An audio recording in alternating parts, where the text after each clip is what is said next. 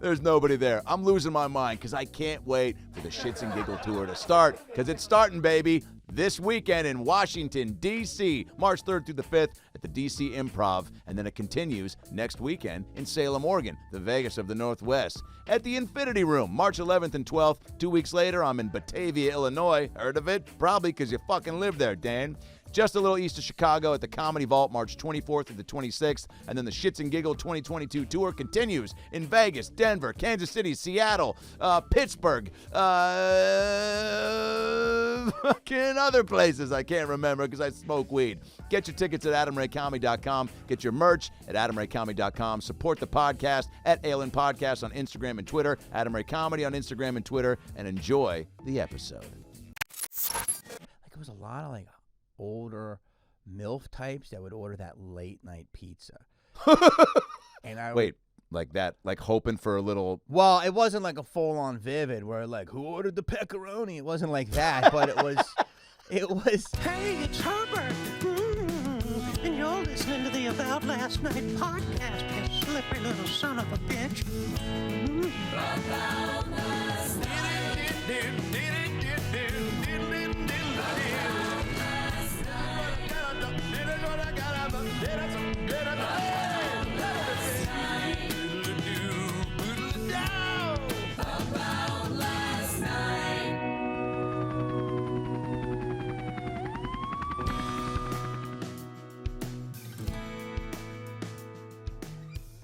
I just like Hollywood, man. Yeah, right? It's the best. It's the best. I mean, when you first got here, you're from here. No, I'm from Philly. That's right. Did you start? Yeah. You did it. We could do Welcome Back to the About Last Night podcast. You have a great laugh, by the way. Thank you, buddy. That's dude. I mean, you and you're generous with your laugh. Like you and Josh Wolf are two of my favorite people. Where I go, when you laugh at something or someone makes you laugh, it's genuine, but you also, there's got to be something subconscious where you go, I know my laugh makes people feel good, so. But I never feel like you're laughing extra when you don't actually find something mildly amusing. Does that make sense? Yeah, totally. No, I actually don't trust comics that don't laugh. Yeah, because people that go, I don't like. Yeah, people that do comedy but say like, I don't like to watch it, or I don't find a lot of stuff funny. No, but there are people that are just low key in their personality, and they'll be like, "That's a good set." You know what I mean? After you might have had the set of your life, but show something. But like when, you know, like to me, I always use the barometer as Janine Garofalo. That was kind of she was our queen of the set. When I was starting, she was blowing up, and you know, kind of, I call her the creator of the alternative comedy movement, right?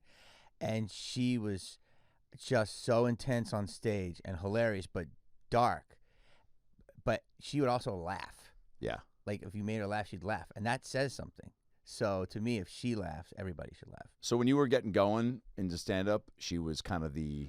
She was the funny... She's so funny. Very... Am I allowed to say this? She's very pretty. Yep. But never played to that. And just very funny. Always was about her mind and her jokes. But also, I thought she was very pretty, if I'm allowed to say that. But what the fuck? Of course you can. Yeah, I know. But she never played to that. You know what I'm saying? I wanted to compliment your sweatshirt, but I was trepidatious about that. I was like, are people going to think that I'm coming on to you? Get there. Go for it. It's a great sweatshirt. Thank you. But, yeah, so I just use her as an example of somebody who I think is really funny, but yet laughs. So, yes, everybody should laugh. If something makes me laugh, I fucking laugh. What does make you laugh to the point of, like, where it hurts or where you cry? Have you had that moment in the last year? Oh, yeah. Yeah. You know, I laugh at reality. I think I like to watch human foibles. You know what I'm saying? Like, I'm the OG of like watching YouTube videos of like people falling and that type of stuff. But like, I think the uncomfortability of the human condition and yet them trying to right the ship is hilarious to me. You know what I'm saying? Yes. Like, to me, reality is the funniest stuff. Well, because nobody's immune to the flaws and imperfections of life. Yes. Even Oprah has probably tripped on a sidewalk and farted as she went down. Yeah. No, but it's like, Hopefully. yeah, you hope so. But like, and I kind of love funny, goofy shit too. Like I love deep shit, but the deep shit makes me think and laugh. But the funny, goofy shit will make me laugh. How so? Like deep shit as in, like if you get into a discussion about like aliens being down here and taking over. Oh, like watching a comic that goes very deep. Oh, yeah. It'll give me a thought, and I'll also have a deep reaction. I'll have a laugh, but I'll have I'll be in school. You know what I mean? And then there's other comics that will just make me laugh, but I didn't really go to school, but I'm just crying laughing. Do you like to watch other do you like to watch? Do you like other do you get inspired from that? I know some comics don't, because I even heard I read an article once, the lead singer of Smash Mouth, who I know they're now actively trying to replace. If you're listening, kids, but he used to say he didn't want to, I just found this interesting, listen to any other music or go watch other bands, because he didn't want to be influenced by anything, which I'm like, everyone's influenced by something, right? And I feel like you can't even achieve a certain level of, like, even fucking Kobe was watching Jordan, and like, you know, Eddie watching right? Like, everyone comes from, it's inevitable. I mean, hopefully our life influences us, and then we make it funny. But yeah, of course I'm gonna watch some comics. I mean, and if someone's having a killer set, I'm gonna fucking love it. You do enjoy. You allow yourself to enjoy being a part of the.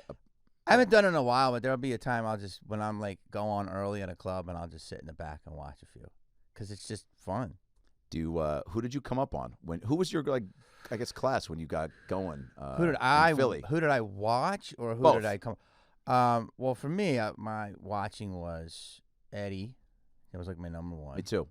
Totally, because we have this. We're Characters, act outs. Yeah, we're cut from the same cloth. We really are. Which is, I'm gonna go back to that what you just said, but there's like sub conversations here. We could probably talk for 8 hours. We can. I did a show recently down the street at a spot, well, about a year ago. Yeah. With a bunch of newer comics. And I was like, you know how they do those, and then you'll put like, they'll give us a little spot, a name or whatever. Yeah. And he was like, man, that was a great set. And it was like a smaller room, but it was pretty packed, but, it was like kind of cool for school. And he was like, that was like old school. And I'm like, what do you mean? He's like, man, you just went for it. And I'm like, what do you mean? He's like, you're acting out, you're doing voices, you're like not scared to go big. I go, yeah, that's called comedy.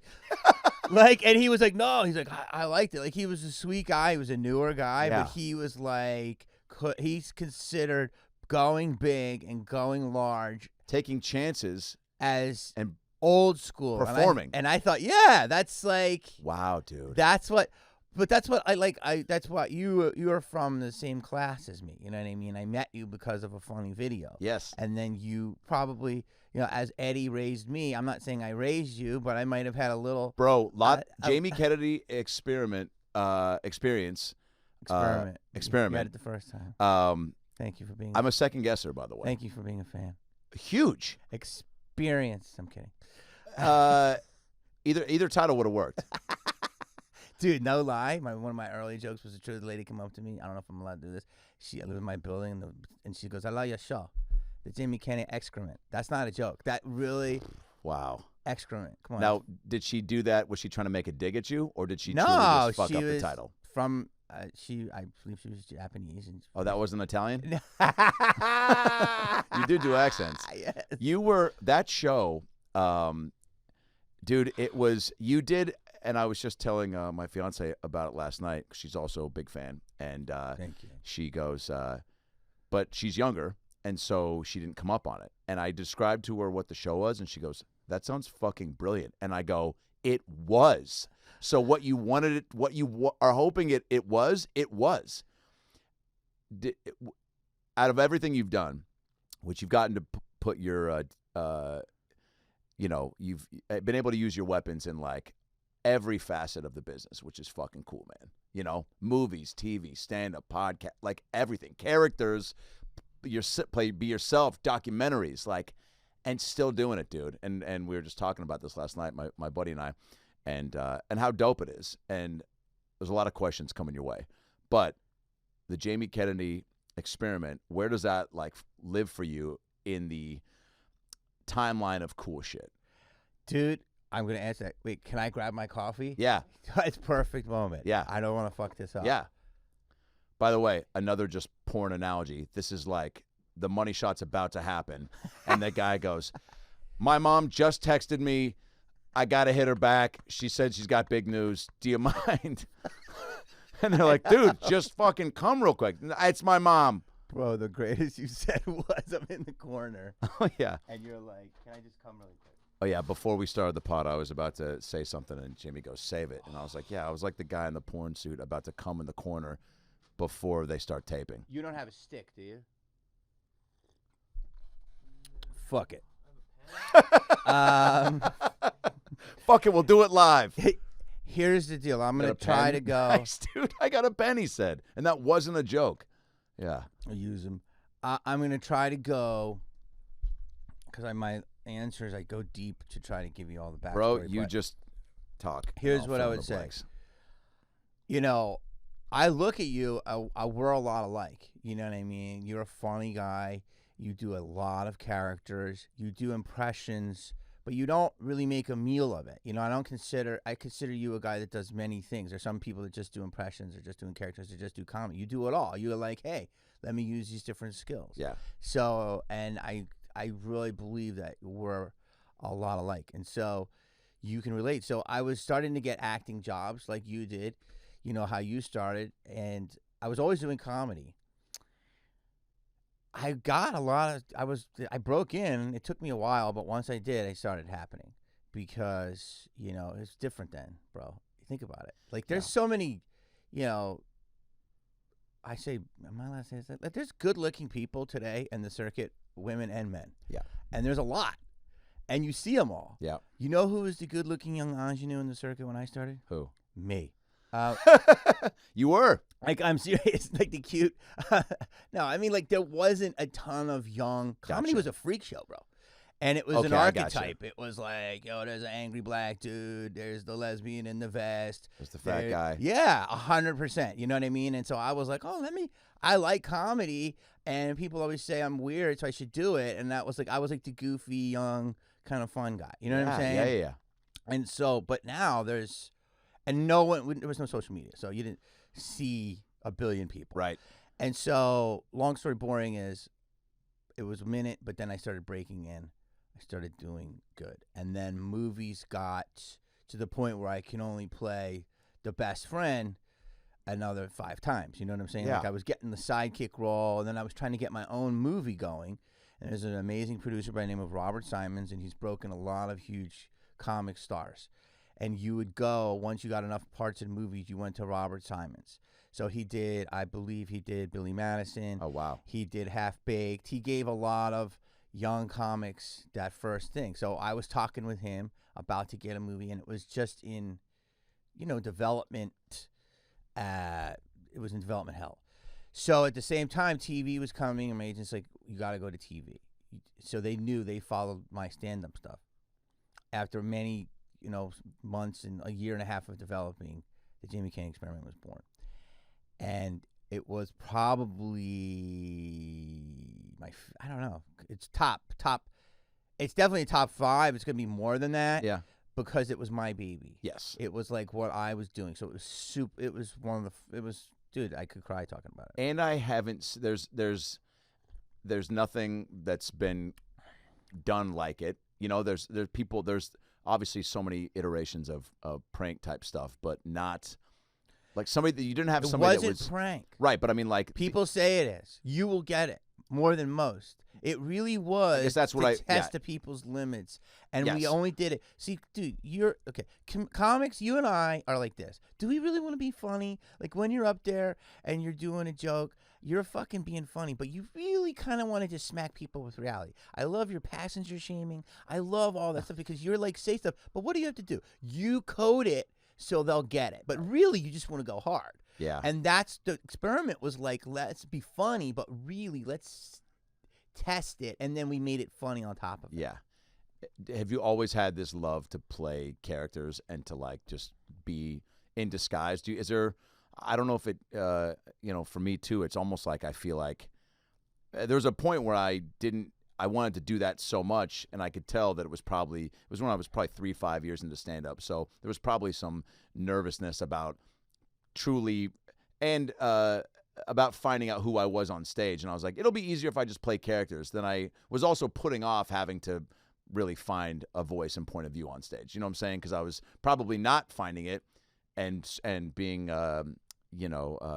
impatient with that. So I was like, well, let me just do characters because then I can hide behind that and don't have to eventually find who I am and live with that, because for better or for worse. But that's okay. Totally.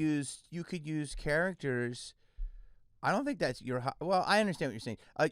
But you don't have to just be the voice of like honesty all the time as a comic. You can be just entertaining. Yeah. If you wanted to do that until you die. Yeah. But to me, I think it's good if you have that skill set. Then you can tell stories and stuff and use those act outs to help sell your point. Right. But I wasn't like, dude, I probably could have ended up in radio. Like, the only reason I'm not is because I'm a narcissist. Like, I would do voices in school. It just starts with like imitating the teacher, imitating the nuns, and then people dating the nuns, imitating them, but gotcha. Close. Yeah, but there's one maybe, yeah.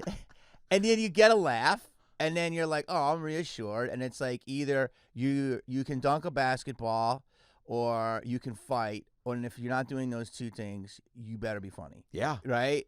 So the latter was for me. Were there a lot of funny kids in your school, or did you kind of separate yourself from the pack pretty? I think there's a lot of, at a certain grade, like maybe second, third grade, there's, I think, more kids that are kind of not even, knowingly dabbling in comedy, but just a little more confident with saying things or making jabs or doing a little or at recess saying things. And then as you get older, people kind of just, I guess, as you do in any profession, start to go, oh, man, like I don't want to maybe speak up and say that funny thing that I thought of because I'll get in trouble. But then, you and I were like, fuck it. The laugh is worth being put outside for the rest of the day. Yeah, the laugh is everything. The laugh is everything. And I remember making my whole class laugh with a teacher named Mr. Berger. This guy was 6'4", 260, circumcised. No, I don't remember how tall he was. But Mr. Berger. But yeah, was R.I.P., but he was an intimidating fuck. Mm-hmm. And he put me in the hallway numerous times for fucking, this is a guy, I would put a whoopee cushion on April Fool's on his chair before he came in with the whole class watching me, fake Ice Cube with the fly in it in his coffee. You really went to Spencer's gum. Gifts. You really did the whole thing. Wow. Yeah, had my mom take me there, went down to Pike's Market to the joke shop to get a few things. I was like, I gotta, and A, because I thought it was funny, but B, I wanted to make the class laugh. And I was like, and it was a thing too where I told people the day before, I was like, I'm gonna get this stuff tonight and I'm gonna bring it tomorrow, and and it wasn't like deviant. It was just like I couldn't wait to see, talking to kids and seeing them go, oh my God, I can't believe you're gonna fucking do that, and then doing it, and then him out, and then going up. It was like a mini heist movie where it was like planting it, and somebody was watching the door, being like, he's coming back from the bathroom, he didn't wipe, hurry up, And was it public school or private? Oh, public, baby, yeah. Okay, public school. And he fucking sat on the whoopee cushion. Perfect fart to where it was almost a queef. And that's how you know you got the ideal whoopee sit. Wow. And it went off. Everyone laughed. The crowd went crazy. Went bonkers, dude. Wow. I don't think to this day I've gotten a bigger response. Wow. What year was this? Oh, dude. Fourth grade, 93. Wow. Fourth grade. 93. Wow. Peak of my fat kidness. Yeah, just went for it, dude. And put out in the hall. He knew immediately it was me, too. Because, again, this is why I was... Zip. Yeah, Ray. Out. Bam. Fucking. And you went... Rest of the day. In the hall. Had to Bart Simpson write in a book, I will not distract Mr. Berger. And that's early balls. Yeah. You were 9 or 10. Around. Yeah. That was early balls. But it wasn't like every day. I was selective with it. Like, probably maybe a month later did I, get the balls to throw another dart. But that's a once a monther. Yeah. You were doing gigs once a month. That's pretty impressive, dude. I guess it is, yeah. Wow. But did you have that as a kid? Were there other kids that you teamed up with that you could bounce shit off of to at least to start finding the funny? My whole crew is funny. Like awesome. Philly was very much like that. Jackie Gleason has a great book. I forget the name of it. But it's been a minute since I read it. But you should. It's mandatory for anybody, and it basically says there wasn't an unfunny kid in Brooklyn. And I agree with that. Like, everyone says East Coast, all this stuff. But there's just a lot of funny people. Dude, I'm just going to be real with you. Some died. Some went to jail. And some became successful. You know what I mean? And it wasn't like I grew up in a hard part of Philly, but I grew up right in the suburb, right on the edge of the city. So I could always go to the city, experience the city, and then come back to some safety of the suburbs. Right. But there was just a lot of funny people. But there's naturally funny. And then there's people that cultivate it. And then when you leave and you say, I'm going to do this, they're like, you're not fucking better than me. Fuck you, dude. Like, that's like that. Well, there's that. But it's like, but there's naturally funny people. And I actually had a teacher in high school who was a comedian. So it's like what we would see now as like he's substituting to be a comic. A lot of comics do that. Yeah. He was a superstar to me. Oh my Mr. Doherty, I believe, and it was in like 85, and he was played about 3 times a week at a place called the Comedy Factory Outlet in Philly, and he would come in and he would do Donald Duck and Jack Nicholson impressions, and I was like, this is in class. He would do it at the end of class. He would like do shows for us, and he would murder, and I'm like, how do you do that? And he's like, well, I'm not doing it. I'm here with you clowns, but I'm trying.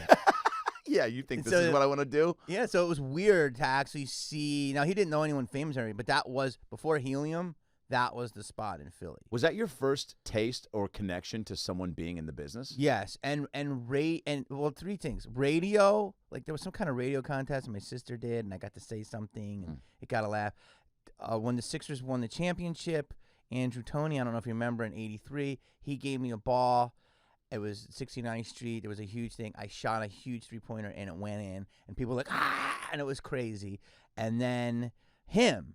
And so I always thought, I'll do radio. So he said, how do you want to do it? And I said, well, I want to, like, do whatever, be funny. So he said, I get a tape recorder and start doing any voice that comes to your head. This was a beautiful lesson. Yeah. And all I did was record into that. And I would play it back, and I would say, that doesn't sound like me. So I said, that's kind of interesting. So then I thought maybe I could like figure out radio. I had no idea about it. It's just foreign. Yeah. And then I was just always like, I want to be on camera. Like to me, Van Halen, I love Eddie Van Halen, but it's all about David Lee Roth. To me, that's, you know what I mean? Yeah. I love rap, and it was all about being in front of it. You know what I'm saying? It wasn't about being the DJ.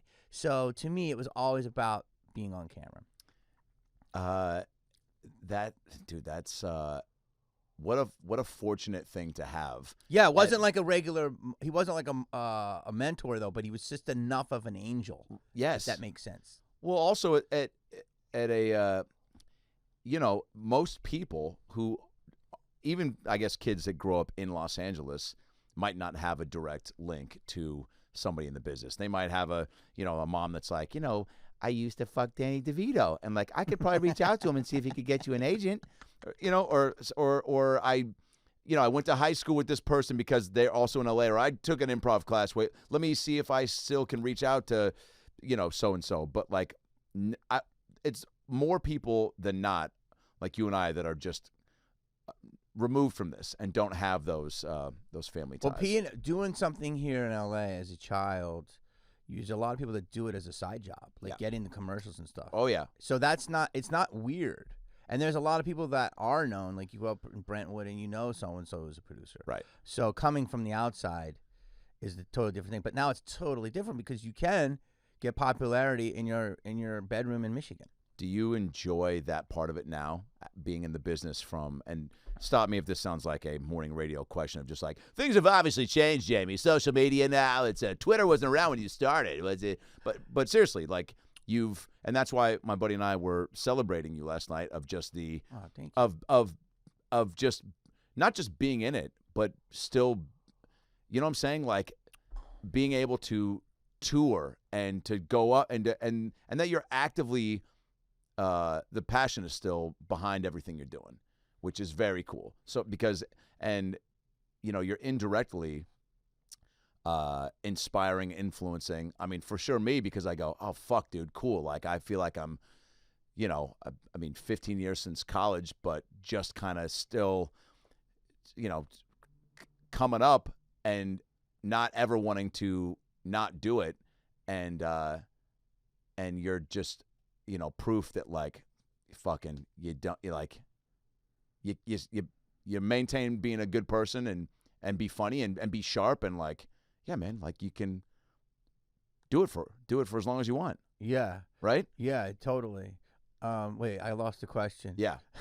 Wait, it was do I love doing it still? No, it was who touched you? No. What was I asking you? Bro. When in doubt, I go into Dr. Phil and try to. I love it. No, it's. The now versus back then when you started. Does it? Oh, there's two questions. Because I know I like doing it and now then. I guess I gave you that big compliment because I know comics. Thank you, by the way. Of course, I know comics that when things first started, they really were like these guys that I looked up to that had been doing it 20 years. When I was in about 3 years, that started to get to know them around the clubs and when like YouTube and then podcasts and even Instagram, they're like, fuck, there used to be a day where you could just be funny was enough. Now I got to have a YouTube. I got to get a pod. and they were complaining about it. And slowly I'd see a few of them start to kind of, you know, attack some of those other avenues, but not fully and not in a way where I was like, they are enjoying it. They're like, I got to do this now. How come I can't just be, you know what I'm saying? Mm-hmm. And didn't evolve, I guess, with the times. So here, I'm going to try to answer it. Yeah. Thank you. Appreciate it. Yeah. No, because there was a lot there. Yeah. It's so different now, and I absolutely love it. Like, because you can be the master of your own domain. There are people that don't get any mainstream love that are humongous. Mm. And then there are people that only get mainstream love and do well, but people that may be bigger. And then there are people that play at both. You know what I'm saying? Mm-hmm. I think Kevin Hart is a great example of someone that uses the mainstream but also was coming up when social media was breaking and worked both. Right. I think it's a perfect example. And so for me, I love it. I love being able to put what I want, where I want, when I want. The issue is what are we doing?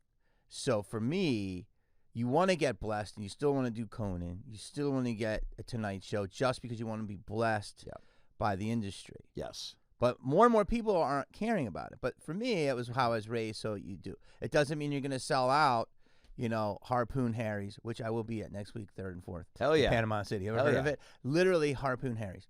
Awesome. So, like, can we get more comedy clubs like that, Magoobies and isn't Harpoon that the Harry's? Greatest name? That's fucking awesome. The greatest name, Harpoon Harry's, baby, in Panama City. Is it owned by a couple of Harrys? It better be. It better be a Harry and a Larry. This is your first time? First time. Great. So I love it.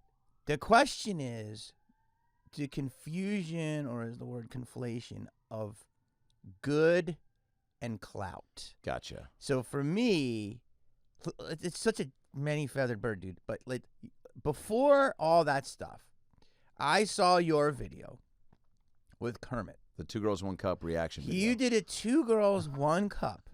Reaction video, not the real thing. I didn't direct the real thing, although. With everybody, you've got to know about this. They must talk about this. With Kermit. You sound like Jay Leno. Yeah, everyone's got to have heard about it, right? Dude. 2 Girls, 1 Cup, yeah. So I had a big computer. I lived down the street behind the factory. I had my house, my first house. And me and my buddy, I think Stu, was there. And we would watch it, and I would cry. Cry, bro. Fucking, he had 2 Girls, 1 Cup, but you did it with Muppets. You had Kermit, and then Kermit. And Rolf the dog, And Kermit was looking at it, and he was just slowly just destroyed Kermit. And just your hand in Kermit, and his soul left his body. It was and then huge. Pulled out some lubricant. Yes, he slowly pulled it out, and he still couldn't resist jerking to it. It was brilliant, and I watched it a ton of times. It was huge on MySpace. I don't know if you know that. Yep. And my No. whole crew, we passed this whole thing around, right? But it would buffer. It would take forever. Humongous, right? So that's how I got to know. I knew nothing about you, right? Well, I was a year out of college. Exactly. So that wouldn't have happened in the 80s. I No. couldn't have did that, and Eddie Murphy couldn't have saw that and go, I love this video, right? So that's the brilliance of where we're at now. You can reach me, and we can talk, and then You messaged me on, I think, on YouTube, which Yeah. had the option, which I didn't even know was a thing until I just randomly saw a notification for a message, and I was like, oh, I didn't even know you could communicate through this thing like that. Yes. And then when I saw it from you, and it was just raw enough of a couple sentences where I was like, I don't think this is spam, and I fucking couldn't believe it.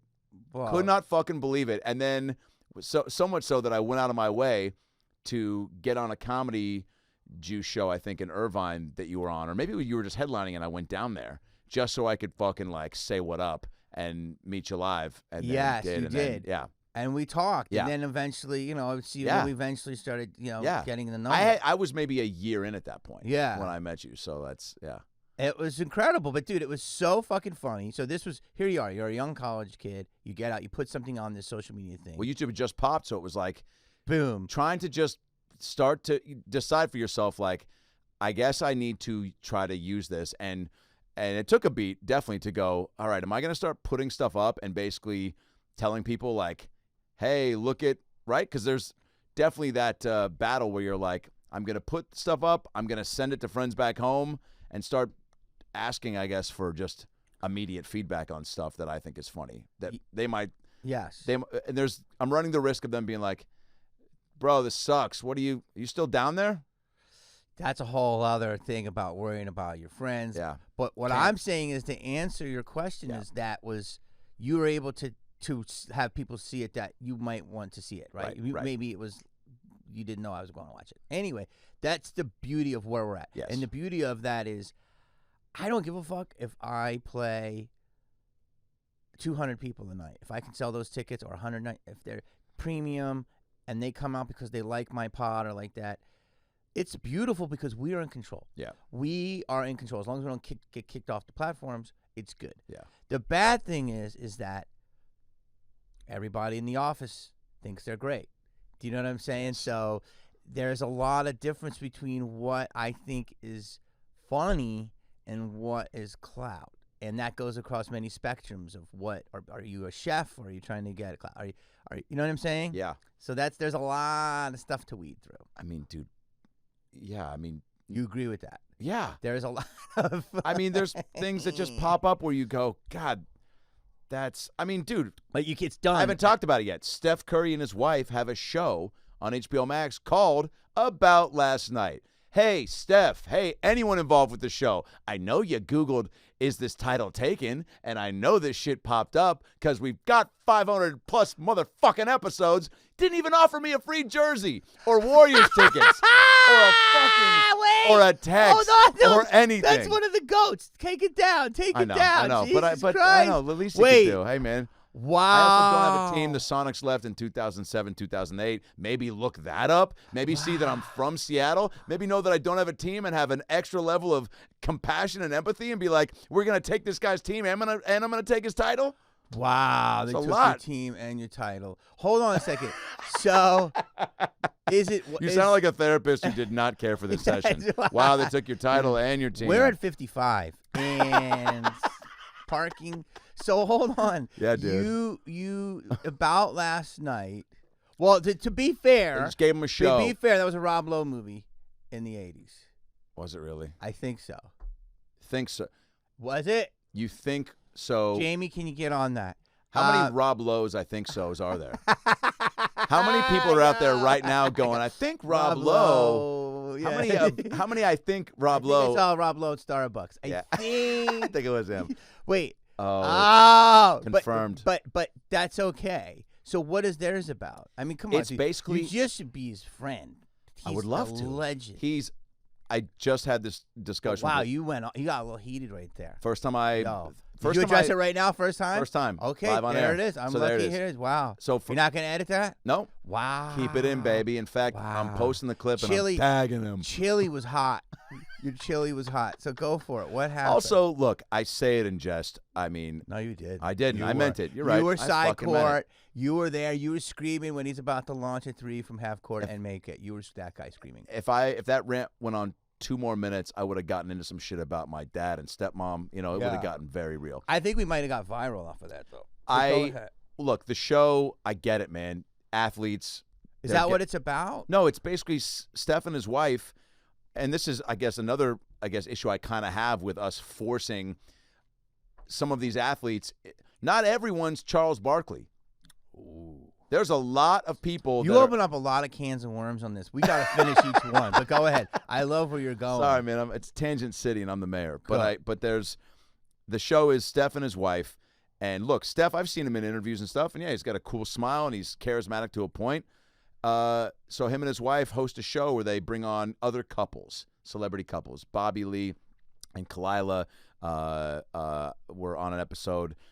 Nobody really knows each other. They're all meeting for the first time, and then they play almost like the dating game where it's get to know you. Like we asked each, like, how well do you know the couple? But they're all sitting around in a set where it's like a house party, and there's a bartender if you guys want drinks. It's very produced and not. I felt uncomfortable watching it. And it sounds like a key party. Yeah, for you know sure. What I'm saying? Yes. Like, yeah. And it just was forced and not organic and not fun. And I go, oh, they gave them this show because of who they are. And I guess that I get. I don't have to like it, but I go, man, if you're gonna have comedians on, which they did, and most of the couples were it was supposed to be funny, but then your hosts aren't comedy people. So that's, I guess, where I'm confused. If you want to give Steph Curry a show, fine. But, like, I don't know, fucking. So you just are, I guess I'm pissed they took my title. Yeah, you're and I got no compensation. You're really messing up your future bookings, basically. You really. No, this is how you get them. Steph, come on the pod. You might have heard of it about last night. And come on the pod and let's hash it out, brother. Wow. So it's like a lifestyle show, fun. Not even lifestyle. Key it's party. just like what's a key party? You don't know what a key party is? You didn't know? You co-signed that? Well, Dude. Here's. Do you know? He's got to know. Here's why I co-signed it. He knows. Well, he's younger than you. What is it? A sex party? Oh, kind of. Great. That's what I thought. In the bowl, everyone puts the key in the bowl. Right? And whoever pulls the key, that's who you're with that night. It was big in the 70s. Holy shit. Yeah, all right, so a sex I would party. think that would be big in the Pacific Northwest. No, we were just hopped up on fucking Sean Kemp and Eddie Vedder. Yeah, I got you. So you put it in the bowl, and I might pull it out. I might pull out someone, yeah. Now, you have to leave. Guy or gal, is it? No, well, hopefully, I mean, whatever you're into, but hopefully for me it would be now female. But and then you go. You might have to. Wait, the a rules, car key or a house key? No, so it's a car key. And so there's like 4 couples. You pull the other one out, and then hopefully you're like with like Dave and accounting's wife, and you're like, "Oop, got your key." So everyone's bringing their significant others. Yes, and it's like got your key, and those were the rules in the 70s. Got your key, no Uber. You got to get in the car, and that's how it was. Whoa. Yeah, that's how it was. I was 8, so I wasn't involved. But you probably have stories for days that will never see the light of day. Dude, I love that you said that because yes. I'm the last. I love that you said that because yeah, man, I do. I'm the last of that. Actually, of that era. Yeah, bro. In fact, a woman who's been opening for me sometimes, Sandy Gelfound, beautiful, hilarious, and she was an OG head of the Raiders cheerleaders in the 80s. Wow. Okay? So. Oh, God. Talk about stories as well. Bro. Those cheerleaders got stories. Bro, she comes to the show and she has fans almost as many as mine, right? She's like at a conference in Kabul right now. Like, so she's the NFL and her very tight. She won't tell me shit. I'm like the 80s dude. She's the only one that was Oakland and LA, like the captain of both. And I go, tell me this Marcus. She won't say. So NFL, if you're watching, she's a vault. Me, I'm like, listen, if you want to cut her the merch, you're going to tell me this Marcus Al story. And she's like, so now that I love her for that. And I'm that. But if you a couple of coffees in me, I might give you a little, mid-90s gossip, right? But I'm not going to tell you a lot. Well, I ain't trying to Howard Stern you. But no, but like you said, but now that's the opposite. If someone farted on you last night at fucking the Whistling Pig, it's a fucking story. So right. We're opposite. Is that because there's not as much juicy shit happening, or because there's so many? You got to keep up with every day. These like TMZ needs their headlines. So a fart, someone getting farted on at a bus stop, they're like, good, use it because we need 50 things today versus one thing being like an actual big deal when there's not. Does that make sense? It's insane. It's like. Because now people are clicking and moving so fast, it's got to be a big deal to stand out. Imagine if there's just a 405. I'm trying not to be crazy with this, and there's no exits. Every 2 feet, there's a new exit, and that's information, and all those places have to be filled. So it used to be the 405, which was just like say ABC News, and that's it. So you were all focused because that's all we knew. And now with all these little inroads, so yes, like. Dude, when I was coming up, and my second come up, the early 2000s, after the 90s, TMZ they would follow you and stalk you, and no one knew what the fuck they were. 30 Mile Zone, that was off a legal term, right? And then 90X or X90 or whatever, there's a few of them, right? Radar, and that was new to come out of the ranch, whatever is here in Sunset Saddle. Yeah. And have somebody with a camera just asking you. And yeah. you're like, yo, what's up? And the next thing you know, you've told them 6 things. And you don't realize the camera's on. You're like, yo, what the fuck? And then, boom, Jamie Kennedy admits to fucking IBS. You're like, what? I just had, I had a blooming onion. Like, so. You followed me into the bathroom. Yeah, so that was new, but then it became a thing where, that's part of it. And you got to work with them and all this stuff. So what am I trying to say? It's clusterfuck. It's just like, get your voice out there, try to do it in a good way, and it's never going to stop. But I don't know what the answer was. We went off on a tangent. No. I did. I have a ton of stories that I will not tell. You are correct. Because that's the way it should be, bro. But like. Take it to the grave. But bro, where are we at, right? So let's say like. There's fucking stories that A, are just too golden. I'll tell you sometime. Great. B, some people might misunderstand them. Yeah. You know what I'm saying? Like, and also at some point, the Playboy Mansion is going to be a crime scene, right? Like, it used to be, that's where you went, and it was. Everyone was happy, and you saw everyone there. And did you go there in the heyday? Oh, dude, come on! It was my fucking. My God. That was my cafeteria. I mean, not in a bad way. I'm saying like it was just a place. It was a hang. Yeah, it was a hang, and it was very hard to get a dude in, like to the point where I remember at one point. Unless you were the famous dude getting invited. Yeah, I don't even want to out the dude because I don't want to get people in trouble. He's a big Marvel star, but he couldn't even bring a friend, and I couldn't even bring a friend. Unless they were like women, so that we said, "Oh, I'll meet you there." You know what I mean? Just to, like so we can hang, and so like literally they were like, "Yo, it's only girls and who we invite," and it was pillows, and everyone had the best time, and it was chill, nothing weird. And you may see Too Short on stage, or you may see this NFL star, or nothing was weird. No cameras. No, and you're swimming till, dude. Okay. The DJ's off. I don't want to name names, people, but it's just like you can set the scene without giving the players. Because that's the way the world is now. Yeah. You see everybody from all different industries, right? And I'm going to tell you something. There was a lot of heads that were great in sports in college there, if you know what I'm saying. A lot of what are the big sports colleges in LA? You know what I'm saying? Yes. So those dudes would roll up, right? Tech people, musicians, all the stuff. So so the DJs were there. I mean, everybody dancing. I'll give you one because he passed away, God rest. Paul Allen chilling, with Paris, meaning just Paris and Paul Allen. That's the difference of who shows Paul up. Allen, the Seahawks and the Blazers. Yes. I saw him there multiple times. Sweet guy, right? He's chilling, dancing, right, to Too Short. Then at 2 o'clock when everything's done, Hef rolls out fucking prime rib and Worcestershire and a whole new bar, and you're there till the sun comes up, and you're chilling. And yeah, it's great. And there's pillows and so there's it's not all fucking buttholes and but it's gentlemanly. And if you meet a friend and things develop, there's a place to go kick it somewhere else, or go fucking bounce and go to. No harm, no foul. So Hef truly was at the helm, like wanted a bit. Well, that what I know and what I saw. Your experience. Yeah, I was there probably at least 10 times. You know, and I don't care. I'll say it. Call the police. It was fantastic. Wow. And it was and everybody went there from A-list to Z-list. And that's when I really realized what Hollywood was, bro. I used to think that this is so weird. Like Clark Gable would only hang out with Monty Clift and and blah blah. Right. The Playboy Mansion was the great equalizer, which shows you what is the great equalizer, where I would see like Wink Martindale and like an A-list movie star. Yes. You know what I'm saying? Like every form of media was there and they were You cool. get like Eminem, but then like the Free Britney kid from YouTube. 100%. And it was like that was beautiful. And I said, oh, this is total democratic. And everyone's on the same level because if you're there, you're in. It's like no one's better than anyone else. I mean, no one's there better. might be a 100%. No one has attitude. You're there. There's no phones, and everybody. You know where your fucking pictures are? In your mind.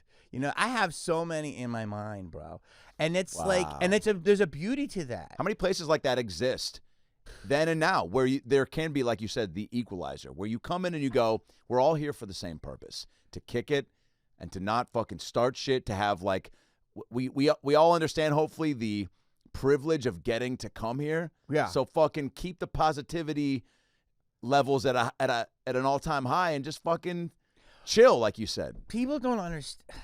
It's like, I was talking to this the other day with somebody. I know, bro, and I really wish.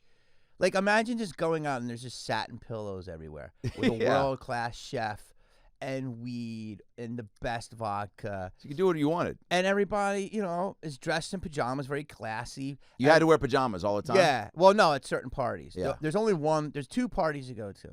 It was Midsummer's Night's Dream. Yeah, I know. And there's the Halloween. Those are Hef sanctioned. Anything else, except maybe Hef's birthday, the rest were like rent a party. So he'd rent it out for like $100,000, and like some dude from Geico would put it out. And you know what I mean? By the way, I went to a couple of those parties. Geico parties? Yeah, like those are the wildest shit. Like Herb from fucking, accounts receivable is gonna get fucking nuts. Where someone who's on like The Bachelor season 6 is more chill because he's living. So I saw some shit at those parties. Those parties are probably crazy. They are crazier because it's like all cooped up and you got one night in the Playboy Mansion and it's like AFW, all holes filled. Wait, that sounded weird. That makes sense. AH, yeah. But I walked in the grotto once, literally like with a drink, and I just wanted to see what's up. And a dude, like a normal dude, was like with 3 women from like fucking accounts receivable. I don't know why I keep going back to that. Shit. And I was like, what? I just walked out. Anything's possible. Yeah, that's a great commercial. Dude, so yeah, anything's possible. So my point is that I was talking to somebody and they're like, well, you got into this business because you love it. And I'm like, not really. That's a many fucking layered thing. I don't have 20 hours to tell you. But one of the things in this thing is to enjoy when you do get it. Yeah. And they forget what a movie star is. They forget what a rock star is. They forget what a fucking who does comedic star is. The new, I hate to be that old fucking piece of shit white guy, but I don't want to say woke, but like the new people that don't understand the fun. Do you understand? Yes. And you're going to take that the wrong way. But meaning like there was a lot of fun and everybody was having it and it was all cool. Of course, there was definitely some bad shit. I never saw it. Okay, I never saw nothing illegal or immoral. But I saw a lot of fun. But now, what will that be? Right? What will fun be? Yeah. And so that's what's weird now. And it's also like, everybody gets a prize, no offense. And I love the team. I work with a girl, hardcore natty head. Went back to natty because they had a parade for the Bengals. And I said, whoa, what's up? And she's like, it's been 30 years. They had a parade because they did go the Super Bowl. Bro, I don't want to, because I love Burrow. I think he's a pimp. Me too. I love the fucking team. I think they're going to win multiples. It's great. This is what is great about sports when cities get their comeuppance. And but like, she's like, yeah, we wanted it because we wanted to show appreciation, which I get, and I think it's great. But it was low-key like everybody gets a prize. It's also low-key like you're kind of cursing yourself now by celebrating too early. Like, yeah, like we did the Dodgers. We were like going to combine parades, I guess, because we had so many wins. And we're like, wow, the city and the infrastructure, let's just put the Dodgers, Lakers, and Rams in one day. Yeah. But we're spoiled as fuck. Yeah. But so I guess what I'm saying is that I've never heard of that. And we're from Philly, so if you lose, you're dead to us. So if you do that, that speaks of the bigger thing of what's happening. It's like I've been trying to stop it, but there was a show that somebody wanted me for, and my friend's like, if you want him, just give him the fucking 30 minutes. And he's like, well, I have 8 comics and everyone's doing 12. And he's like, I can't get him to come down for 12. And he's like, just brush a couple people off. And the guy couldn't understand how just have a smaller show and have a headliner sometimes. And that's like, well, everybody is important, and they are, but there's levels. If I'm on the show with fucking Bill Burr and he wants to do an hour, I will do 5. Yes. You know what I'm saying? There's levels Yes. to this. It takes a minute, too, to get to a point to where I guess you understand that, right? Yes, and so that's where we're at now. We're at where if you're doing comedy or something for 3 minutes and somebody's doing it for 30 years, we're all God's creatures. You understand? We'll be right back. Yeah. And so, dude. Wow. It's, You know what is great, too, about how active you are just in all facets is your podcast is great. thank you, your buddy. clips that you post, you're just a really good, free, poignant talker. And one thing on your YouTube channel that everyone should subscribe to that I recently watched is this. And what's great, again, about you just like, you know, taking the opportunities to look at your catalog of cool shit and go, just in the same way that there's an Office Ladies podcast where they're going through and just talking about episodes. It's like, yeah, man, you've done a lot of culturally, what's the word I'm looking for? Impactful, relevant shit. I've been lucky. Whether it's good or bad, Bro. I've had something in the last 3 decades, every decade. I've been very fortunate. And now I'm kind of in, I think. That still holds up and still carries weight, man.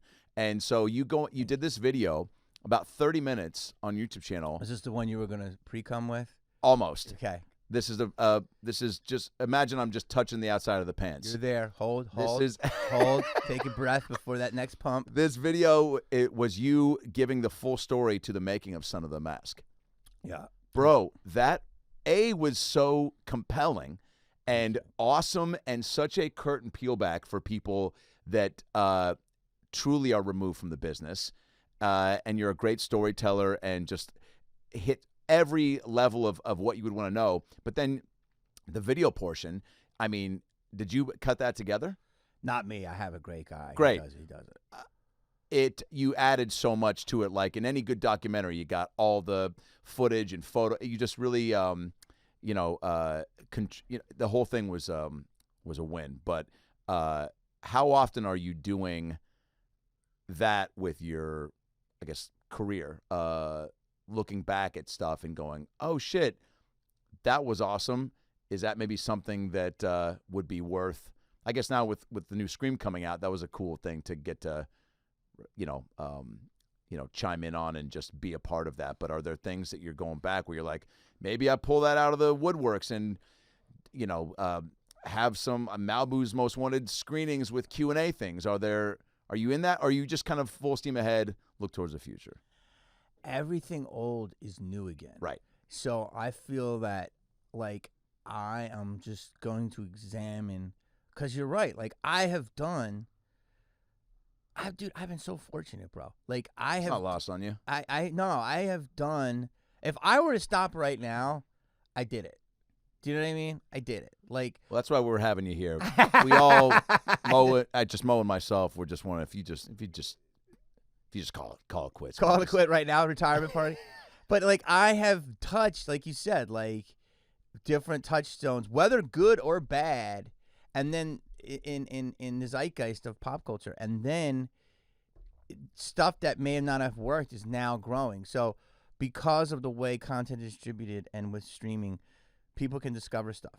So there are when Son of the Mask, let's say, came out, people hated it, and it was for a lot of reasons. But there's kids now that are 17 and 18 that loved it because it played into their insanity. It was like a live-action cartoon.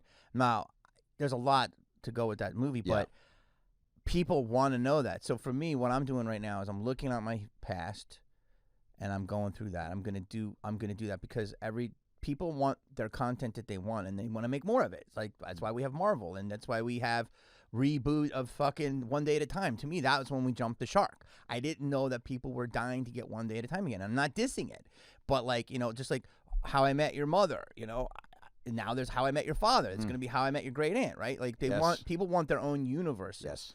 So this will be like I say, the Jamie verse. So I will do that more, and there's a lot to unpack, and I'm doing that along with, my new thoughts and my new ideas, and then just talking about the world in terms of where we are, because I think it's our job as comedians to be the fucking last bastion of truth. Not like we are, but we are.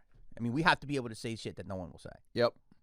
I don't feel like it's in jeopardy. I feel like I get more people that ask me that don't have their finger on the pulse of anything that's happening, that'll just be like, can you even say, is comedy even, can you even like go up there and talk about, it's tough to be funny now, right? It's tough to really be, like coming at you already, just like they've decided how they, what they find funny, because they're just like, you can't even say what you want up there, right? Yeah, this is what's good. There's two things. It's like why you have an advantage is because you can take a dark subject and put an impression or a character in it to help sell it in a lighter way, but you can go dark. That's what I started to do. Yeah. And that's why when you say I'm active, I'll play the Laugh Factory, with you last night, and then I'll go to the Virgil.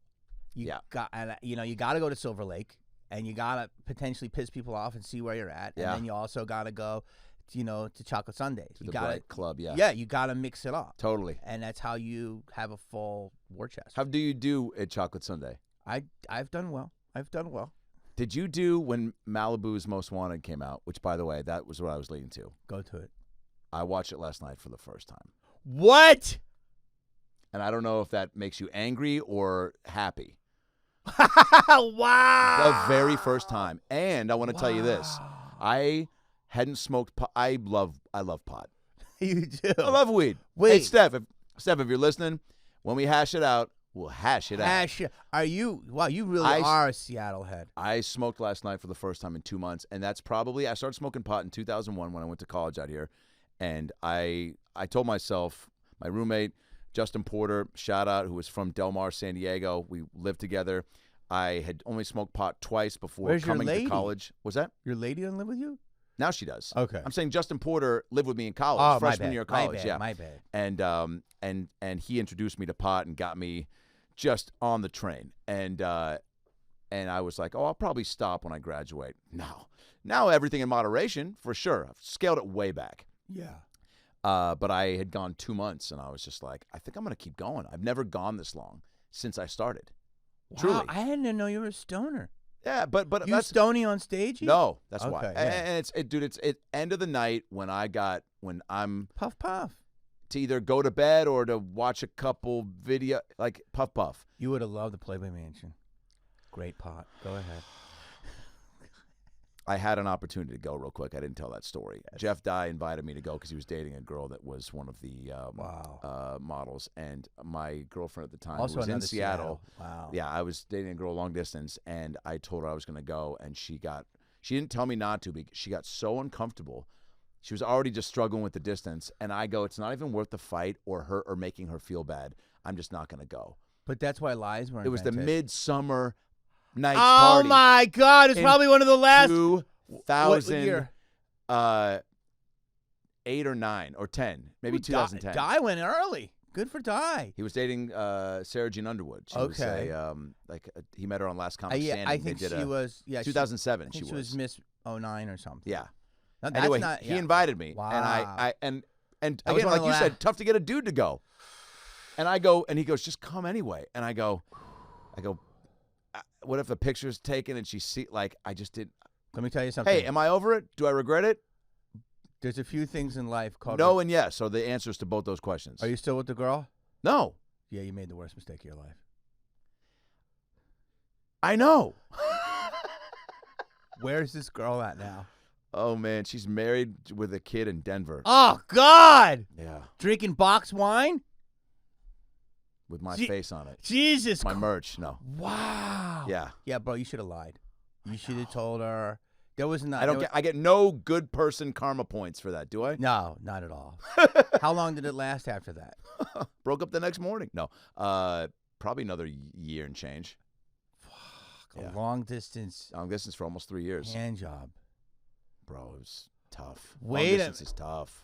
Wow. What were we talking about then? We were talking about Malibu's Most Wanted. 2 intense. 2 months without pot. got high. I smoked last night for the first time in 2 months and watched it and could not have fucking loved it more, dude.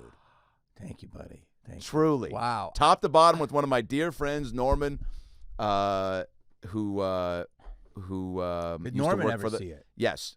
He's the one I told him, he goes, you got to watch. And I go, isn't it funny? I haven't seen it. He goes, after I left the factory, I think you went there shortly after me. Mm-hmm. And we went back to my my place and got some snacks, got high, and dude, and he was so pumped to show it to me. And then I go, I haven't smoked in I feel like I got to smoke. And he goes, I feel like it's the move for you. He goes, I know you're gonna enjoy it. And we laughed like fucking kids. Wow. And just and stopped. It was almost like we were doing. It was really great too because we were stopping it a lot and talking about moments. And then it was like and this is why I was too like I would love to see a fucking screening and Q&A because a killer cast, just such a funny concept. And as soon as I got it, the opening scene with there were bag ladies and everyone had a fucking strap with a 9. Strap with a 9 with a shot of a rich golf course, and then there were what was the players or big players, and it was a little league, a rich little league scene. As soon as I understood what it was right out of the gate, I go, I paused it and I just turned to Norm and I go, I'm so fucking excited to watch the rest of this movie. And he's like, have you ever said that? I go, as an adult, no. Bro, it was awesome. Dude, thank you. Still holds up. That means a lot to me. I don't know when the last time you've seen it or anyone and that's why I was so excited to tell you that because I was like, I don't know if that's going to be insulting, but like, what a cool thing to, how many times do you have people like, do you get to hear also too, like how the impact of it still today? I mean, I'm sure all the time because it's a classic, but like, man, it was great. Thank you, buddy. Laughed a lot. That means a lot to me, man. Coming from and I don't like comedy, but I laughed a lot. Wait, how old are you? 39. You're 39, so it came out when you're 20-ish, 21. It was 04, right? 03. No, 03, yeah. So it makes sense because you're at that age where you're kind of doing your own thing. I was a sophomore in college. Yeah, so you're also, like, bro, it was PG-13, and so knew how popular it was, and it's just again, I'm not good at seeing. But did you see all Adam's movies? Not all of them. Okay, but you see all Will Ferrell's movies?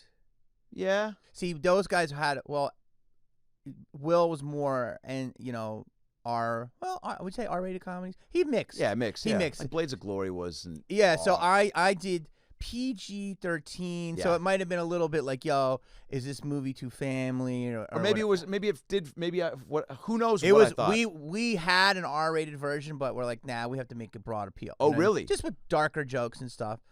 And then, but we were never going to do that. So it was like PG was too light. So I think it was PG-13, and it was. So it might have hit you at that age where it was off, but. The fact that you didn't catch a rerun on VH1, I mean, in the last 15 years, but VH1, dude, was it there all the time? All the time. Awesome. No, but I thank you, buddy, and it means a lot. And what I'm trying to tell you is that making that movie was incredible. There's a lot of stories behind it, but the thing any that come to mind? Or I'm sorry, I just cut you off. You're about to say no. There's just so many. You wrote it with Nick. Nick is, one of the reasons it became a thing because I met Nick Swardson. Yeah, in '99. Heath Heitch was the headliner. I was the middler, and Nick was the MC. Wow. And it was at the Tempe Improv, and I just remember all the shows were packed and nuts, and Nick would have like 9 minutes, and he had his Wheel of Fortune bit. He's like, what about this one, Pat? And the crowd would go, and he would scream and like, fuck you, Pat. And I was like, and I had like a pretty good 8, and I had like another 8. And so Nick was so sweet. He was so hard to follow, and he was the MC, but he was already way ahead of that, but he was just MCing that weekend. And I was known, so people loved me, but I had about 3 minutes, and then it was like, yo, be funny, motherfucker. So Nick just started punching up my shit for me. he would just say, "Hey man, try this, try this, try this." And he was so sweet. Cool. And every day we go to Einstein's, and fucking, he'd write my shit. I was like, dude, I love this guy, and that's how we started becoming friends. And he's like, I know you want to make this movie, because I was telling him about this character, and I was doing B-Rad on stage, and then I did Tonight. Remember, there was something called Late Friday. Remember that? Yes. Late Friday was like a show with like videos and a host. It was like, I want to say Carson Daly. Maybe it was a different one. Okay. Carson had his own show. Anyway, that I did stand-up. So it was me, Nick, and Fred Armisen. Wow. I know, it was a good lineup, right? And we all did the show at different times, and I did B-Rad, and Nick was like, you know, if you want to make that movie, I have ideas. So long story short is I was telling him about it. He saw the character on stage a bunch, and he would write 5 pages, and I'm like, this shit's brilliant. And that's when I started paying him.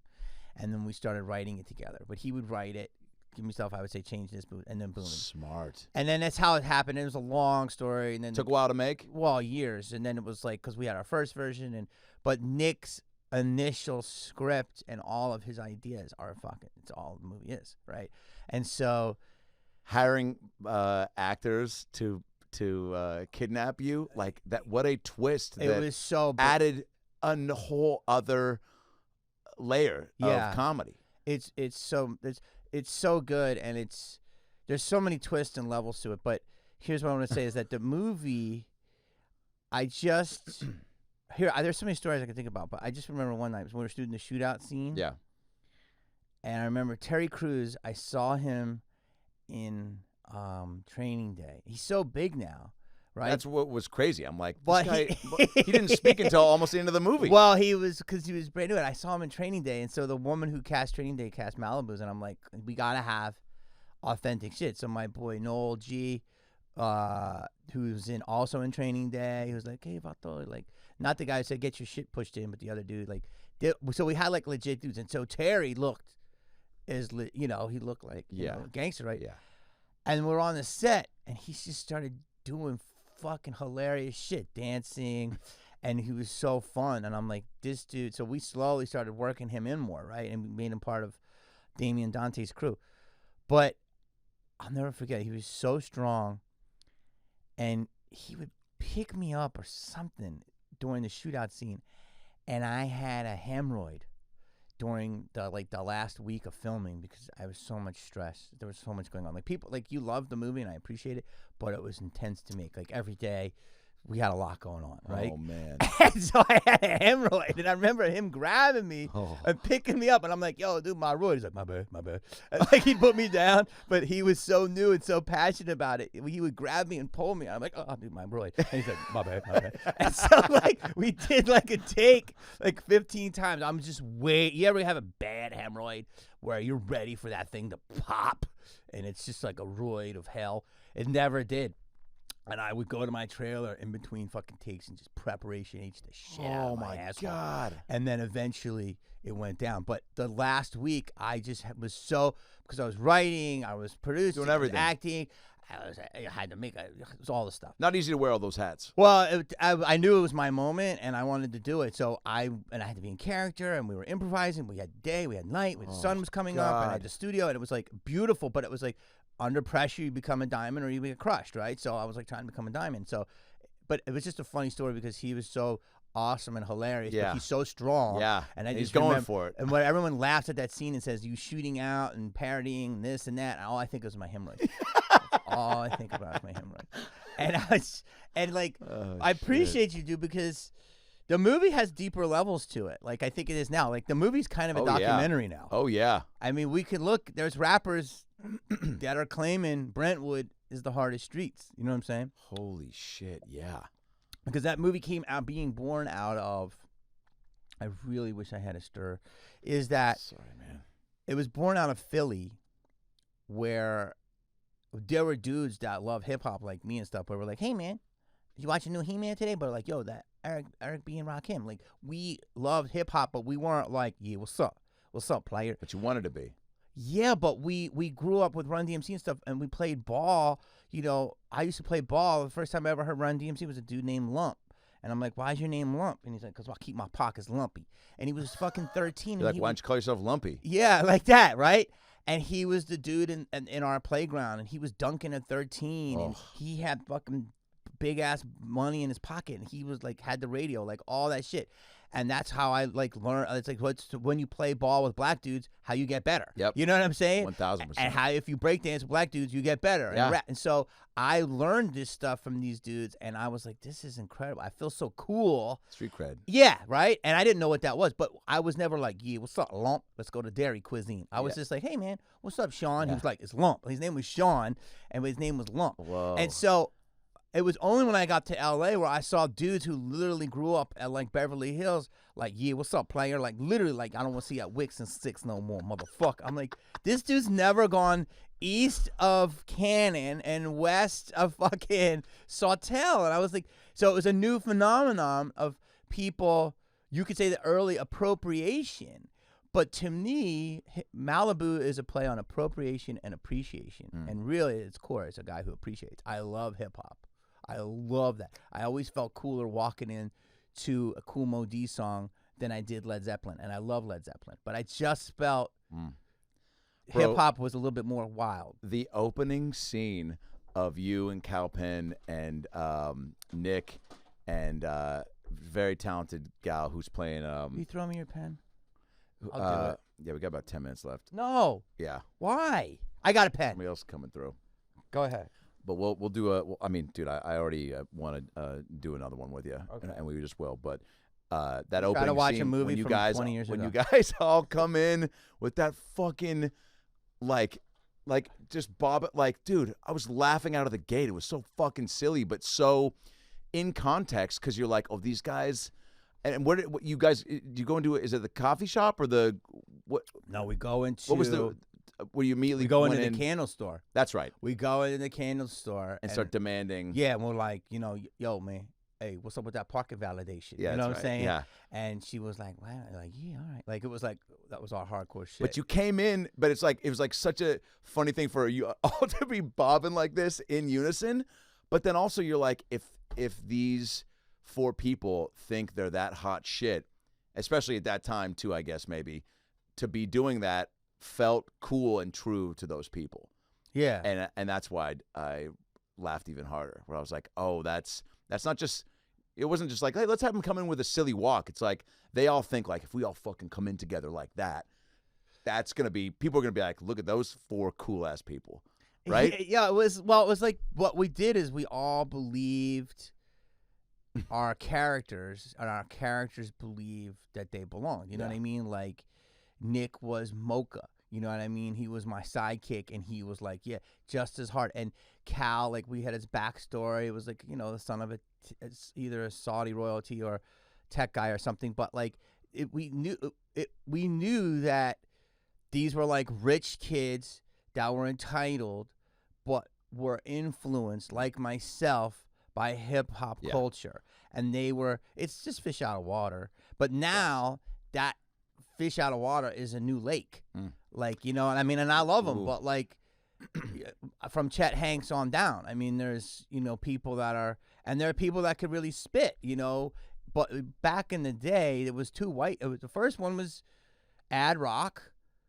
The second one was Robbie Van Winkle. You know what I mean? There wasn't a lot of white MCs, an MC search, but now it's much more accepted. Have you guys ever done? So you've never done a, like, I'm sure you did at the time, right? Like screenings with Q&As. I mean, dude, Anthony Anderson, Regina Hall. I mean, fucking. Yeah, the cast, we were so lucky. Bonkers. The cast was incredible. They did. I owe Tay so much. Tay Diggs. Tay oh was, my God. Tay was the first guy to sign on, and that helped. It was incredible. I mean, we paid him nice, but he deserved more, and he blessed us because he has great cred as an actor. Yeah. And he's also can sing and dance. I mean, he's like a Broadway star too, along with a movie star. And yet he came on in a funny role and he fucked with it. And we had that great meeting and he was so cool and smooth. And he's like, yeah, I'm going to do it. And once he signed on, he blessed the whole project. I owe him everything. And then we got him. And Ryan O'Neal. Yeah. Like, this is why Mary Vanu, the casting director, I mean, she cast the new Star Wars, but it's like, this is when you need somebody like that. She's like, how about your dad is Ryan O'Neal? I go, Ryan O'Neal? How could I? Can I look like him? Like, that would be, and like, dye my hair. Great. And I'm like, how are we gonna get Ryan O'Neal? She's like, he's she lives in Venice, and she's like, I know he's in Malibu, and I know he goes to this restaurant, and I'm God. pretty sure he's open right now, and like you schedule it right, like so like, and then he was neighbors with Bo, and like we got Bo Derek. Yeah. I mean, besides all the other Regina and Anthony, and Cal. I mean, we had so many people. Yeah.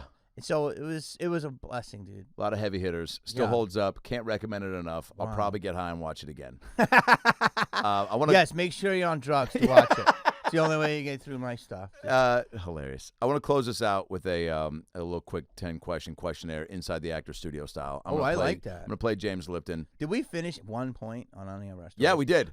Oh, I know we did for sure. We went back and covered everything. You got Dude, I just points of light. Yeah, see, like it's Minority Report up there. Just Yeah. fucking, and I'm trying to just like get that one out of the way, and then I'm like, That's but how your there's that clips one. are. Yeah. You do here, some bird squawks over here, you're there, you pull the impression out here. There's a lot of traffic Yeah. control. All right, I'm gonna play James Lipton. We're gonna close this out. Doing the 10-question questionnaire that James did at the end of the show. All right, B, here we go. I'm with Jamie Kennedy here. Jamie, what is your favorite word? Oh, Jesus. Really? Rutabaga. Great word. Yeah. It's a vegetable, right? Yeah, it's a vegetable. Do you use it in sentences other than, hey, give me that rutabaga? Be like, I don't know. I'll be like, yo, what's up? I just like the syllables of it. You know what I mean? Yeah. Like, yo, that dude was rude. He was rutabaga. I don't know. Rutabaga. Also, thought- it makes me think of lubega, Yeah. which we don't think of enough. I did Password with Chuck Woolery. Regis. Philbin. Yeah, and that was an answer I got wrong, and I said rutabaga. You got to kick it with Regis? Yeah, it's a long story. I'll try to do the impression. He's like, well, Jamie, rutabaga. He was like, who came up with rutabaga? He was so baffled that I said rutabaga. He told me that at craft service. He's like, rutabaga. Because it was some type of vegetable, and I said rutabaga. And he got so mad. Who comes up with rutabaga? I have to listen to get the impression. No, that was it. But he was like, the rutabaga. And he was like literally That's great. dipped like that thin pretzel in the hummus. Craft Yeah, service. oh, yeah. Like, and he was like, who comes up with that? Because I cost the person money. Oh, fuck. So he was mad, but in a funny way. Real quick, you just made me think of the Funny You Should Ask show that you did a bunch of. I love that show. Yeah, so funny. What a great idea for Dude, a show. it's so fun. One of the funniest things ever. Funnest. Did you know Louis prior to that? Was that like the most you guys got to kick it, or Louis Anderson? Yeah, I mean, I had known him from, he was another one of my inspirations, Yes. idols. Truly iconic, funny, Yep. wonderful character, Warm. caricature, warm, and just nothing ever came out of his mouth was not funny. Like, he never tried. He was just born to do it. Like, such a beautiful man and so pained. And I did a movie called Heckler, which is a whole other thing. Yep. Thank you, buddy. And he was in that, and he granted me an interview. And then I would see him around at different events. But then when I started to work with him, between him and John Lovitz, I don't laugh harder. Yeah. On a set, dude. Like I cry, bro. I just got to kick it with Lovitz for the first time at the Vegas Laugh Factory, and he was wearing this giant, like almost like a snow parka coat inside, and it was a little chilly in the green room, and I just go to him, I go, John, I can go upstairs and get you a bigger coat if you want, because it was huge, just being sarcastic, and he goes, ha ha ha, and he goes, oh, Adam Ray with the jokes. He goes, look at you wearing a different hat than you wore yesterday. Just kidding. You have the same fucking hat. Can you afford hats? Dude, it was just, but him smiling is so, like, all I want to do is make him laugh and hear him tell stories, which he has no shortage of. I never know if he likes me or hates me. Yeah, totally. But Yeah, totally. I always will laugh. Yeah. Like, he sneezed when I was there in the summer, and he goes, it's allergies. You should be so blessed as to get a sneeze from me. Okay. So he's dude, but he kills me. Yeah. So one of the naturally. again, another person that is only born to do what they do. Louis, only born to do what they do. Yep. it's so I'm lucky. And Byron is such a beautiful soul. Heckler, it was the first stand-up documentary I saw, and was just we could talk about it for hours and days, but like so awesome that you did that, because it was the I don't know at what point in starting stand-up where I was early to where it was a nice.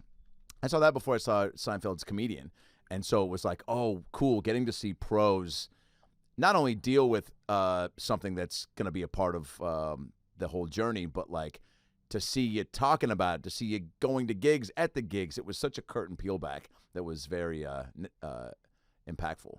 Thank you. There's a lot there. Yeah. There's a lot. I know. When you come back, we'll really break that down. But it's fucking, that was the beginning of, now people can talk back at you when you buy a fucking sponge on Amazon, and they can tell you what a piece of shit you are for selecting that sponge. That never existed before. There was no talkback culture. Yep. So it's like, imagine putting something out and people never be telling you how it was online. And then if you go to Whole Foods, somebody goes, hey, man, I saw your episode of, You're the Worst. You were great. But you can't read about that. That existed at one point. People would go, hey, I saw you in that horror movie. You were really funny. It's the only way you got it. Right? Now it's like, everyone's feeling before the fucking episode Everyone ends. lived a better, healthier life. Dude. There's a guy who said something to me. It was the most brilliant thing. He said, our brains are not equipped to take in the world's information all at once. Yep. And that's why we're fucked. Yep. Sorry, keep going to your next question. These questions are going to be hard. What is you can just fly through them. What is your least favorite word? No. What turns you on? Women. What turns you off? Women. What is your favorite curse word? Rutabaga. What sound or noise do you love? I hate noise. Which one do you love? I love flutes. What sound or noise do you hate? I hate traffic sound. Sirens. Oh, yeah. What profession other than your own would you like to attempt? Dude, I was pretty good to pizza deliverer. Like, I was making good money. For a mom and pop store or like one of the big... Mom, Pa, and Domino's at the same time. And you. I knew I could hustle a tip if I was funny. So it was like one night I made $97. It's a lot of money now. In a one night in tips. And fucking 2 free pizzas at the end of the night and a 6-pack of Old Milwaukee Pounders. Come on, man. Dude. There's a strong argument that life is just as good as this one. 18, fresh out of high school, and I was like thinking about LA, but I was like, this pizza life.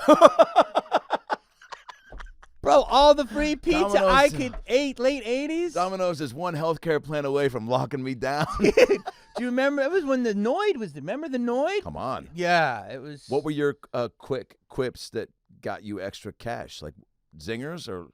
Just like I would bring it up and like dude, you're asking me 35 years ago, but I just remember like it was a lot of like older MILF types that would order that late night pizza. And I wait, like that, like hoping for a little. Well, it wasn't like a full-on Vivid where like who ordered the pepperoni. It wasn't like that, but it was. They weren't mad. That's funny. If I was the MILF, I would have given you a tip. Yeah. If I was the MILF, that's the name of my memoir. If I was, they weren't. They were just happy to see like a young, fresh boy out of high school delivering them a piping hot pie, and then there was. I think I saw the beginning of this film. Yeah, and then there was like, I would do a little to the hood, and like if they had on like Eric B. and Rakim, and I'm like, oh shit, is that so and so, and they'd be like, oh, you fuck with that. Like I knew enough about that. Cool. I knew enough about the MILF game, and there was just enough stoners who thought, MILF Game from the producers of Squid Game. Squid Game, MILF Game. That thought of 5 was a 10. You know what I mean? I'm like, cool. Yeah, I was a 10, and they're like, oh, thank you for your honesty. Just keep it. That type of. Cool. Yeah. And but I low-key loved delivering pizzas. I love that. And I loved beer. I don't drink it right now because I got so fat, but I love beer. Beer's great. Really? Like, I wish I could just I know. I wish they drink beer. As much as they make the light ones, too, it's just, I mean. And I'm not dissing this, but, like, I love Barstool, but I have an issue because it always makes drunk people so validated. Yeah. Which is like because it's just going to create more annoying drunks. Yes. But it's so funny. But I wish I could just drink beer and go to a bar and just not do anything. I do love that and eat wings. Yeah. But you get fat. Did you talk to those kids from the Cheesecake Factory last night at the Laugh Factory? Dude, I do a joke. Because I did about 15 of my 20 minutes on them, and I will be posting the clip. 6 employees. Yeah. And the night ended when I go, have you ever? I go, you're such an affable kid. Please tell me you've gotten the Employee of the Month plaque at least once. And he's like, kinda. I go, kinda. I go, what did you do that got in your way where your bosses were like, we just can't give it to you because of so and so? He goes, I raw dogged the bread. I go, yeah, that'll do it. Bro. Not only that, I should get a clip. Did you film that or they filmed it? I asked him to film it, yeah. Okay. I went up, I do this joke about, I do this joke about, forget, what's my fucking joke? Anyway, what was I talking about? It was nipple. I do a joke, and it has a bread reference in it. And then this whole thing happened. They started laughing. Well, the audience got weird, and I'm like, what? And they're like, it's fucking Tommy. Tom, yeah. Yeah. Raw dogs and bread. He raw dogs and bread. And I was like, what? Because I did this joke about my friend had sexy raw dogs during the pandemic. And he was like, don't worry, dude, she was cute. I'm like, yeah, she's cute. And the joke is, she ventilator cute? Yeah. You know, is this the one Funny. you want to go out Yeah, on, right? yes. And so then he's like, here's a raw dogger right here. And it was like, what are the chances of a raw dog and raw dog? Yes. And it was bread. And Yes. then, like, it took the bit and this made it a whole Fun. Yeah, it elevated it. That's then also- so crazy. I'm so glad. Dude, brought it's that so up. weird. Your callback hit my callback. Yes. And then also, like, they're already digging it. It's an extra thing for you to be Oh no, I know like, it's a joke. what did I miss? And then they love that you. Wait, no, that's the joke. That's another joke. I'm sorry. Had this joke about how there's food getting canceled. So it's Me Food. And so it's like, Pillsbury Doughboy. All right, I'm going to do a bit. Yes, I'm sorry. And it's like, please. It's like, you can't do that anymore. You can't finger bread. The joke is, you can't touch a croissant without consent. And then the people are like, finger bread!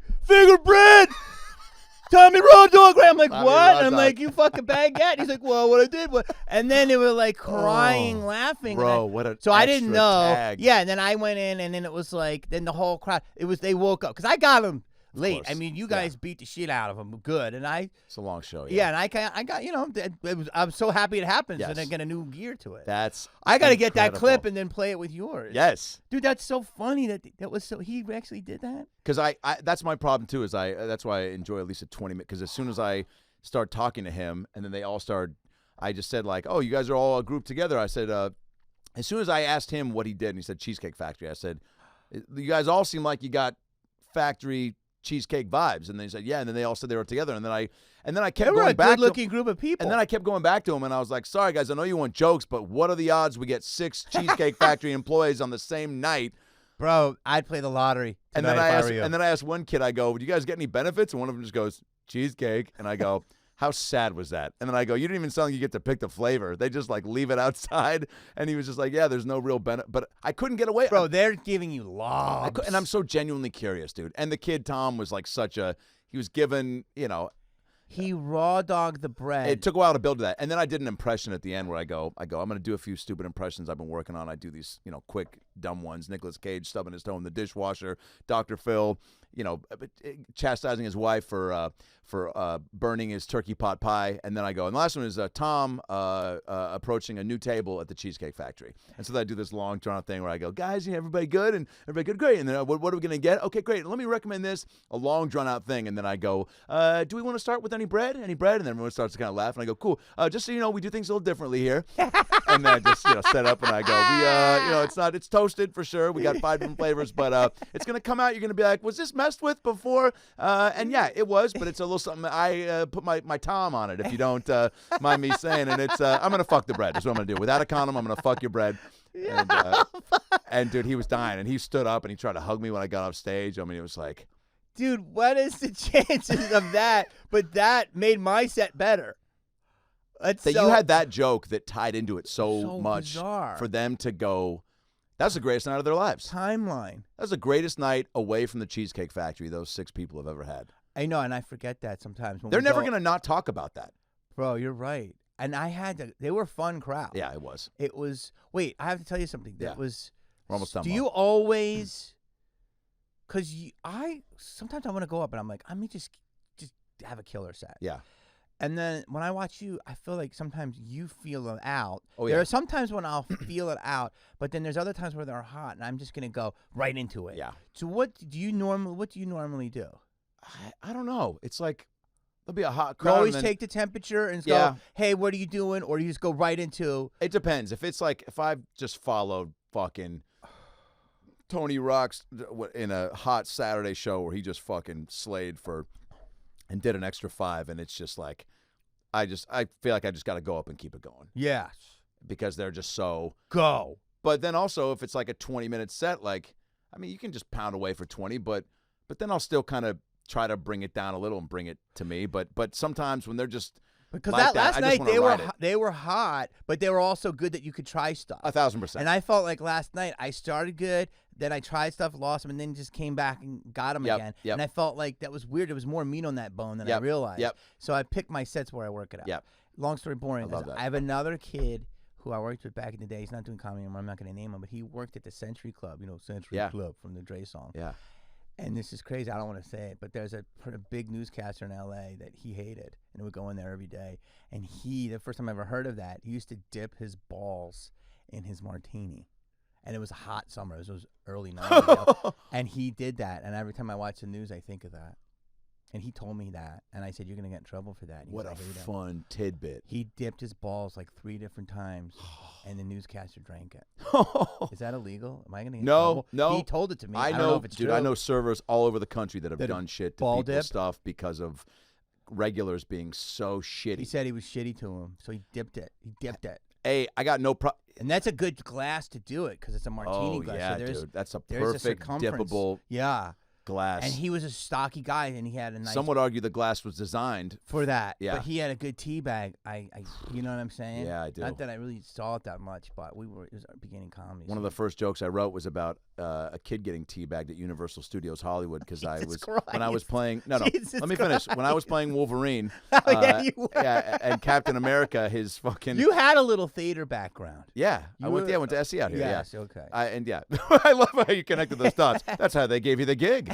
You went to acting school so that you could finally play Wolverine, fake Wolverine. Well, at a you theme could park. probably get it on an audition. You're that good. Whatever. But so there was a kid named Captain America. There was the guy playing Captain America, and the suits were so skin tight, and he was packing heat. And this kid ran up to him to take a picture and fucking ricocheted off his dick. Like the kid ran right, and it was a perfect height, and he fucking like. I mean, I think he bounced off just. But look, he went head to. Yeah. And that he didn't wrap around. The kid went like that. Yeah. And so I had this dumb joke about Captain America, how that kid's never gonna forget that. No. And like whether the parents got a picture of it or they left the park that day, like 20, 30 years down the line, the folks are probably busting his chops about it. Hey, remember when Daryl got torpedoed by Captain America? Any memory of that vacay, that Yeah. story's coming up right around the corner. Yeah. But that's a good story. I don't know. It's funny. We had to walk around telling it right now in this world. Isn't that sad? Yeah. But people are like, what's up? Where are you at? What did you? Was there a weird thing up there? You know what I'm saying? Like, All right. What profession would you not like to do? so many. I don't think I would like to work in an office at all. I hate that. Couldn't do the 9 to 5. No. No thanks. Hard pass. No. If heaven exists, what would you like to hear God say when you arrive at the pearly gates? Let's run it back. Wow. Best answer I've heard so far, dude. Really? That's fucking great. That's great. Because I'm having a good time down here. Jamie Kennedy, you're the fucking man. Buddy. I love being buds with you. Thank you, buddy. You're just a real treat. And at the Jamie Kennedy on all socials. Yeah, go to jamiekennedy.com and you'll see all my stuff. Subscribe to the pod. Subscribe to his YouTube. Go see him live. Thank you, buddy. Thank you for having me, man. Love you. Love you too, man. Can't wait till you watch Scream 2. It came out in 1997. Just wait till the 25th anniversary. It's on. Done. It's on Blu-ray now. Yeah, finally. Zoa. Thanks, Rock.